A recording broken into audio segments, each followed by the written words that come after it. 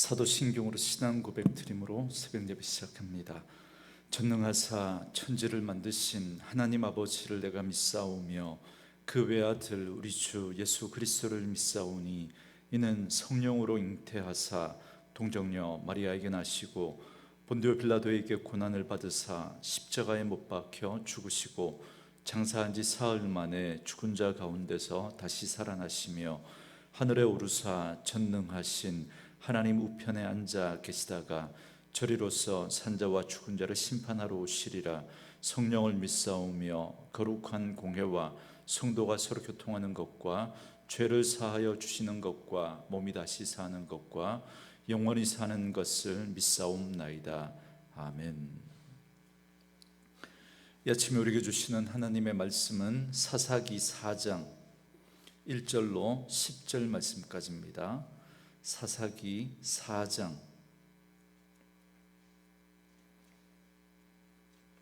1절에서 10절 말씀까지.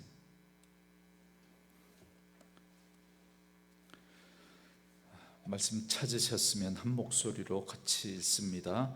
에훗이 죽으니 이스라엘 자손이 또 여호와의 목전에 악을 행하매 여호와께서 하솔에서 통치하는 가나안 왕 야빈의 손에 그들을 파셨으니 그의 군대 장관은 하로셋 학고임에 거주하는 시스라요.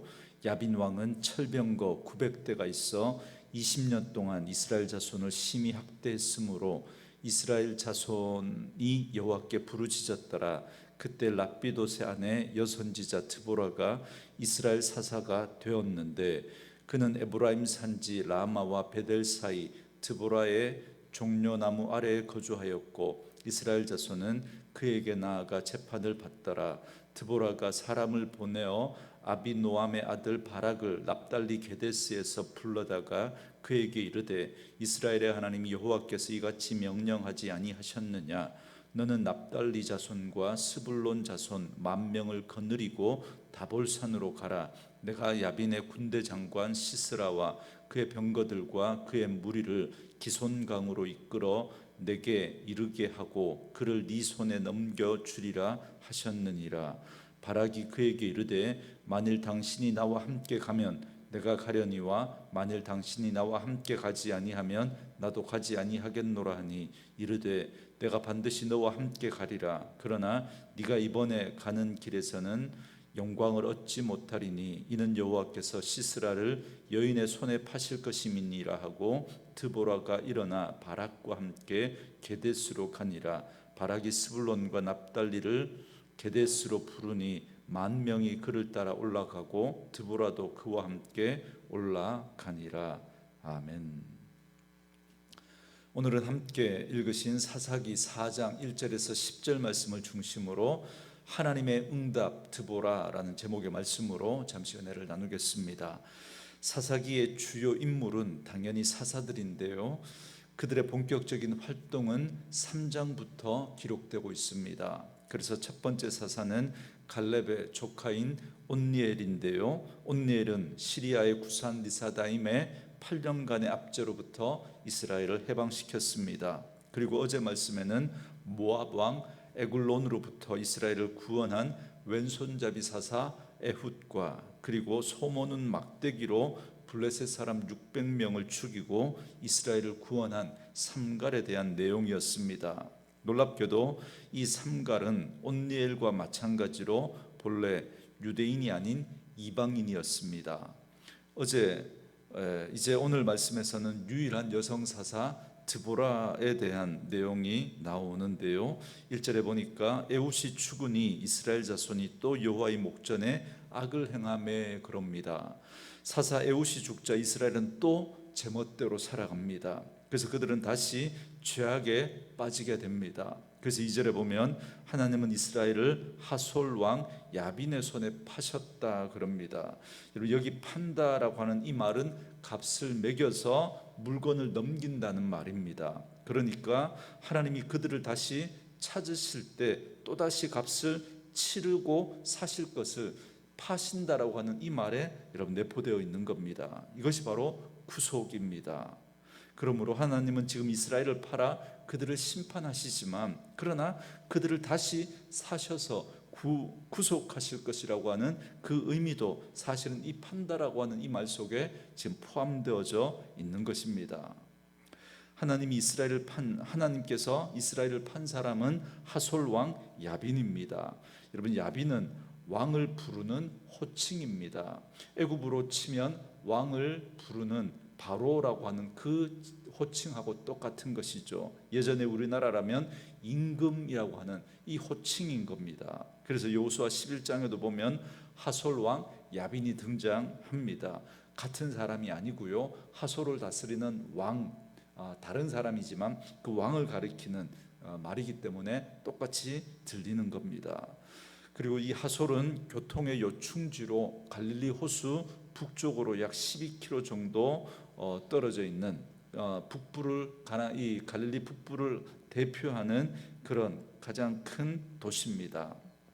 그래서 여호수아 11장에 나오는 이 하솔의 정복으로 가나안 정복 전쟁의 대단원의 막을 내렸다, 그렇게 말할 수 있습니다. 그리고 그 후에 하솔은 다시 재건되었고 새로운 야빈이 하솔을 다스리게 된 겁니다.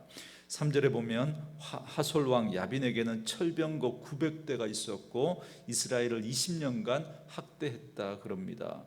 여러분, 철병거는 요즘으로 치면 탱크와 같습니다. 이스라엘에게는 아직도 철기 문명이 제대로 없었습니다. 그런데 그 시절에 이 하솔 왕은 900대의 철병거가 있었으니까 이스라엘은 지금 이 하솔의 이 강력한 힘 앞에 꼼짝도 못하고 있는 그런 상황인 겁니다. 그래서 그들은 하나님께 부르짖었습니다. 그 외에는 방법이 없었기 때문에 그렇습니다. 20년 동안 다스렸는데 그제서야 지금 하나님을 부르고 있는 겁니다. 여기서 우리는 인간의 완악함을 다시 보게 됩니다. 하는 수 없이 도저히 방법이 없을 때 인간은 하나님을 찾습니다. 조금이라도 방법이 보이면, 조금이라도 의지할 게 있으면 그것 의지하지, 인간은 하나님 찾으려고 하지 않습니다. 그런데 도저히 하다가 방법이 보이지 않으면 그제서야 하나님 앞에 나와서 손을 드는 게 바로 인간입니다. 그러므로 이런 인간의 어리석음과 완악함을 알고 하다 안 돼서 하는 수 없이 하나님을 찾는 것이 아니라 먼저 하나님을 찾고 항상 하나님을 찾는 사람이 지혜로운 사람이요 믿음의 사람입니다. 그래서 정말 믿음의 사람은 하나님 없으면 안 되는 인생임을 알고 내가 높게 있든 낮게 있든 일이 잘 되든 잘 되지 않든 그 하나님과 함께 살아가는 사람이 바로 믿음의 사람입니다. 저는 말씀으로 이 하루를 시작하는 저와 여러분들이 그렇게 하나님 없으면 안 되는 인생임을 알아 항상 하나님을 찾고 늘 그 주님과 동행하는 그런 지혜로운 믿음의 사람들 되어줄 수 있기를 주님의 이름으로 축원합니다. 이런 이스라엘의 부르짖음에 하나님은 드보라를 세우십니다. 이 드보라라고 하는 이 이름의 뜻은 꿀벌이라고 하는 뜻입니다. 4절에 그때 랍비도세 아내 여선지자 드보라가 이스라엘의 사사가 되었는데 그럽니다. 드보라는 여자이고 선지자입니다. 그리고 그는 랍비도시라고 하는 남편을 둔 결혼한 여성입니다. 그런데 우리는 이 점을 한번 눈여겨볼 필요가 있습니다. 이전에도 하나님이 이방인이었던 온니엘과 삼갈 그리고 왼손잡이 사사 에웃을 그렇게 쓰셨습니다. 여러분, 에웃은 단순히 왼손을 쓰는 사람이 아니라 당시 왼손은 부정하게 느껴졌습니다. 그럼에도 불구하고 하는 수 없이 왼손을 써야 했다면 여러분, 이 왼손잡이 사사 에웃은 오른손에 장애가 있는 사람이라는 뜻입니다. 그리고 또 이번에 하나님은 여인을 또 사사로 세우시는 모습을 봅니다. 이처럼 하나님이 세우시는 사람은 이방인이었고 오른손에 장애가 있는 왼손잡이였고 그리고 또 여인이었던 걸 알 수가 있습니다.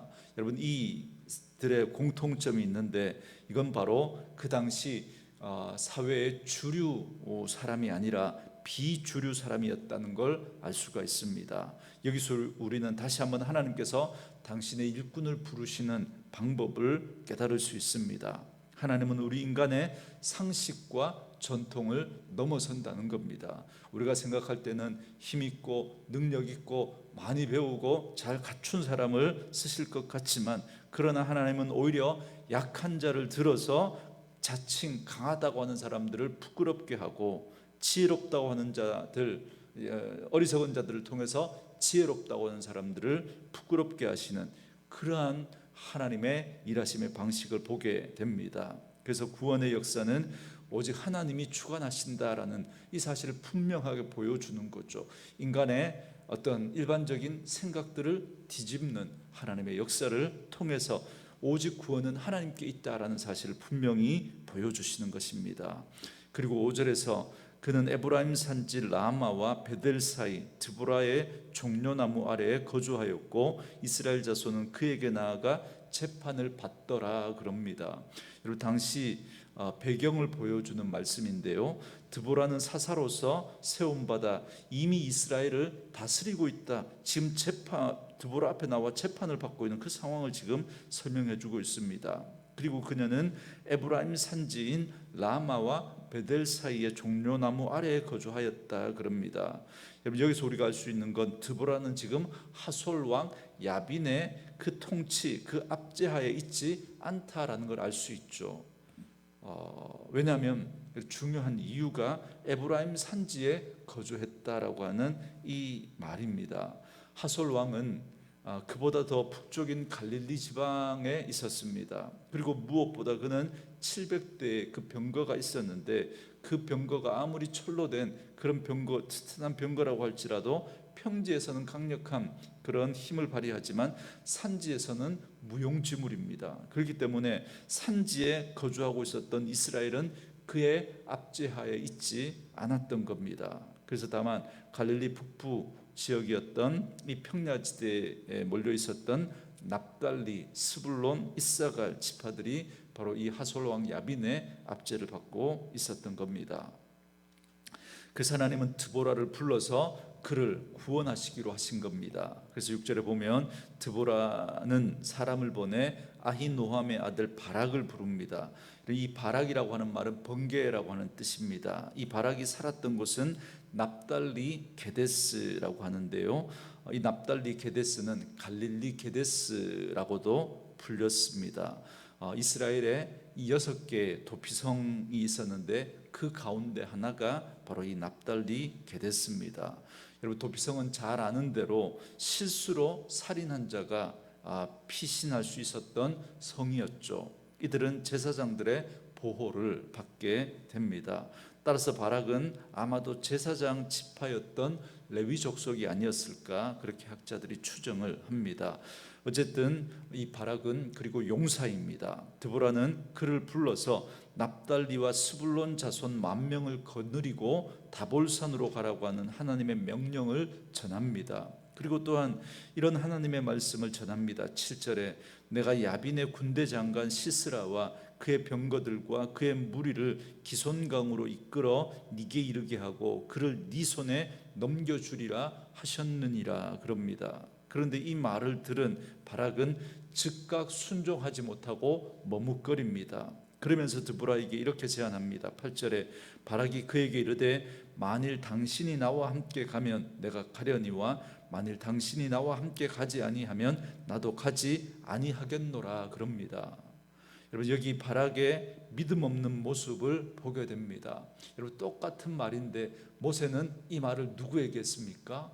하나님에게 했죠. 하나님이 함께 가지 않으면 저는 가지 않습니다. 그런데 오늘 바락은 누구에게 이 말을 합니까? 드보라에게 하고 있습니다. 그러니까 이 바락은 드보라를 의지하고 있는 믿음 없는 모습을 봅니다. 하나님이 분명히 함께 하시겠다고 하시는데도 이 드보라가 가지 않으면 가지 않겠다 그럽니다. 그는 하나님께서 이 전쟁에 함께 하실 것이라고 드보라를 통해서 분명히 말씀을 들었으면서도 이 전쟁의 승리에 대한 확신이 없었던 거예요. 따라서 그는 드보라가 동행함으로써 그 불안한 마음을 잠재우려고 했던 겁니다. 보이지 않는 하나님께 온전히 의지하기보다 뭔가 자신의 눈에 보이는 표징을 통해서 승리에 대한 확신을 가지려고 했던 겁니다. 그러자 드보라는 바락에게 다음과 같은 의미심장한 말을 합니다. 9절에 보니까 이르되 내가 반드시 너와 함께 가리라. 그러나 네가 이번에 가는 길에서는 영광을 얻지 못하리니 이는 여호와께서 시스라를 여인의 손에 파실 것임이니라 하고 드보라가 일어나 바락과 함께 게데스로 가니라 그럽니다. 드보라는 바락의 제안을 받아들입니다. 하지만 동시에 그녀는 바락에게 이 전쟁을 통해서 그가 영광을 얻지 못할 것이다 라고 말합니다. 실제로 바락이 죽여야 했던 하솔 왕 야빈의 군대 장관 이 시스라는 전쟁 중에 도망쳐서 야엘이라고 하는 여인의 손에 의해서 죽지만, 오늘 말씀은 일단 드보라와 바락이 게데스로 가서 스불론과 납달리 지파 가운데 10,000명을 모으는 것으로 이야기가 끝이 납니다. 그래서 오늘 말씀에서 우리가 생각해 봐야 할 건 바락의 믿음 없는 모습입니다. 그는 분명히 하나님께서 주신 명령을 드보라를 통해서 받았습니다. 그런데 바락은 하나님의 말씀만으로는 충분하지 않았던 거예요. 그래서 능력의 사사인 드보라가 자신과 함께 가기를 원했던 겁니다. 그렇다면 진정으로 바락이 의지하고 있었던 분은 하나님입니까? 아니면 드보라입니까? 그는 드보라를 의지하고 있었던 거죠. 그래서 바락은 하나님의 말씀보다 하나님의 말씀을 전하는 드보라를 더 의지하는 그런 모습을 보여주고 있었던 겁니다. 오늘 이 모습은 어쩌면 하나님의 말씀보다 하나님의 말씀을 전하는 목사나 다른 어떤 신령하다고 하는 그런 사람을 의지하고 싶어하는 우리 사람들의 모습을, 우리들의 모습을 보여주고 있는 것이라고 할 수 있습니다.